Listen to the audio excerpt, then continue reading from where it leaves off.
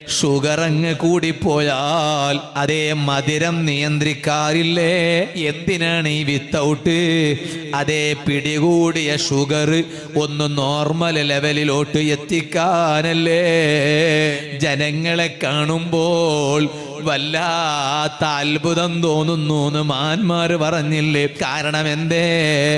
രോഗം വരാതിരിക്കാൻ അവർ ഭക്ഷണം നിയന്ത്രിക്കുന്നുണ്ട്.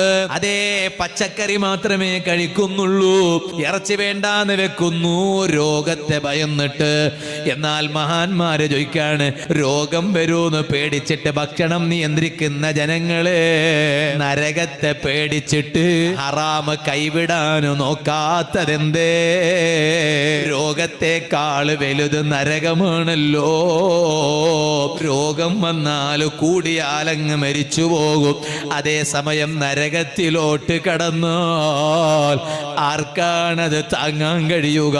അതേ രോഗം പേടിച്ച് ഭക്ഷണം നിയന്ത്രിക്കുന്ന ജനങ്ങള് നരകത്തെ പേടിച്ചിട്ട് എന്തുകൊണ്ട് പാപം നിയന്ത്രിക്കാത്തതെന്തേ? ഖൽബ് ശുദ്ധമായിട്ടുണ്ട് എന്നതിൻ്റെ ഏറ്റവും വലിയ അടയാളം എന്താണ്?